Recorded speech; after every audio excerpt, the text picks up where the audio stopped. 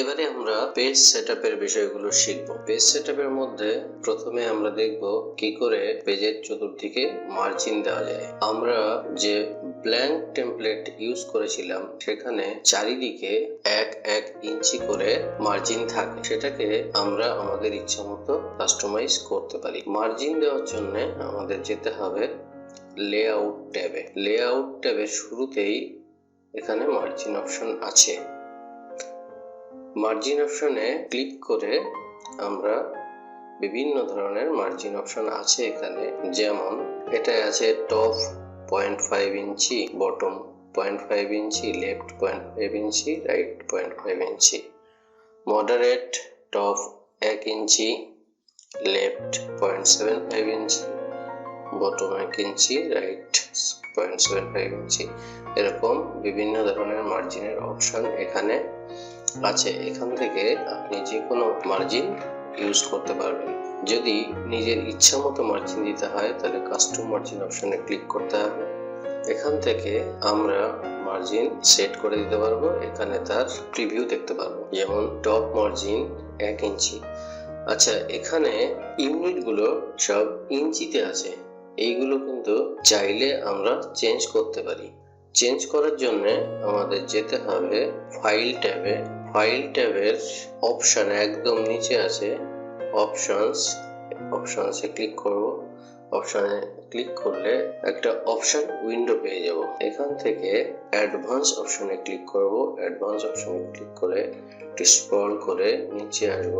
নিচে আসলে আমরা ডিসপ্লে অপশন পাবো। ডিসপ্লে অপশনের মধ্যে show measurements in units of, এখান থেকে আমরা চেঞ্জ করতে পারি, যেমন ইঞ্চিস, সেন্টিমিটার, মিলিমিটার, পয়েন্ট, এই সমস্ত যে কোনো ইউনিট আমরা এখান থেকে ইউজ করতে পারি। সাপোজ আমি সেন্টিমিটার ইউনিট ইউজ করবো, তাহলে সেন্টিমিটারে ক্লিক করে ওকে ক্লিক করব। তাহলে আমাদের সব মেজারমেন্টগুলো সেন্টিমিটারে দেখাবে। এখন আমরা মার্জিন অপশনে যাই। মার্জিন অপশনে গিয়ে কাস্টম মার্জিন, তাহলে এখান থেকে আমরা সেন্টিমিটারে মার্জিন দিতে পারবো। যেমন টপ 2.54 সেন্টিমিটার বাই ডিফল্ট আছে, এটাকে আমরা যদি চেঞ্জ করি 2.6 সেন্টিমিটার, এরকম করে আমরা যে কোনো মেজারমেন্ট এখানে রাখতে পারবো। টপ বটম বাড়াতে পারি বা কমাতেও পারি, লেফট রাইট। আচ্ছা, গাটার অপশনটা আমরা পরে দেখবো। গাটারটা দেওয়া হয় যদি আমাদের ডকুমেন্ট বাইন্ডিং এর প্রয়োজন হয়, তখন গাটার প্রয়োজন হয়, এটা আমরা পরে দেখবো। এখান থেকে মার্জিন সেট করে দিয়ে ওকে ক্লিক করব, তাহলে আমাদের মার্জিন সেটআপ হয়ে যাবে। আচ্ছা, মার্জিন কেমন আছে এটা দেখার জন্য আমাদের এখানে একটা রুলার অপশন আছে। রুলারটা থাকলে ভালো হয়। রুলার আনার জন্য আমাদের ভিউ ট্যাবে ক্লিক করতে হবে। ভিউ ট্যাবের মধ্যে এখানে রুলার অপশন আছে, এটা যদি আমরা টিক করে দিই তাহলে আমরা রুলার দেখতে পাবো। এখান থেকেও আমরা মার্জিন সেটআপ করতে পারবো। এখানে যেমন 1 2 3 সেন্টিমিটার আছে, এখান থেকে মার্জিন আমরা কম বেশি করতে পারবো। এই যে রুলারের উপরে যদি আমি মাউস পয়েন্টার নিয়ে যাই তাহলে দুদিকে অ্যারো আসবে। এবারে মাউসের লেফট বাটন ক্লিক করে আমরা যদি ডান দিক বা বাঁ দিক সরাই তাহলে আমাদের মার্জিন ছোট বড় হবে। তেমনি রাইট মার্জিনটাকে আমরা ছোট বড় করতে পারি, টপ মার্জিনটাকে ছোট বড় করতে পারি।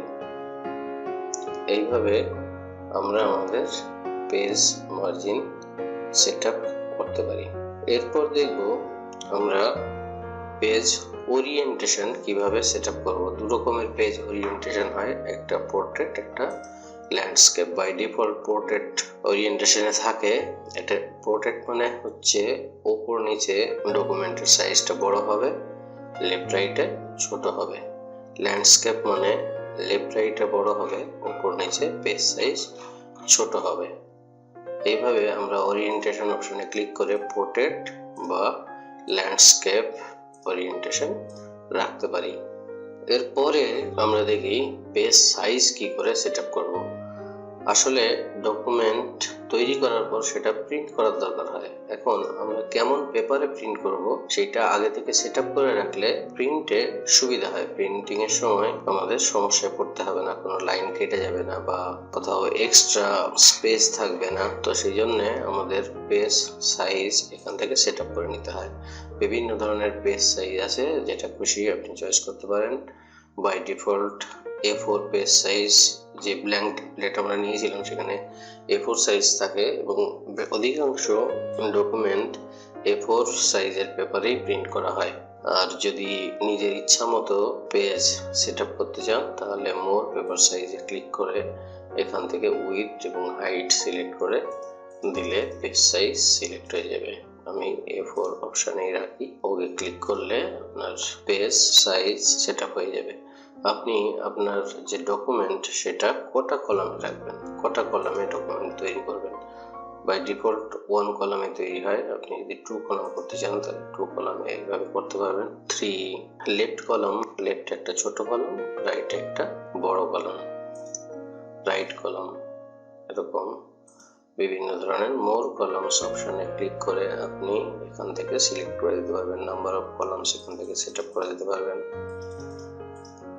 তারপরে কলামের উইডথ এবং স্পেসিং আপনি সেট আপ করে দিতে পারবেন এখান থেকে।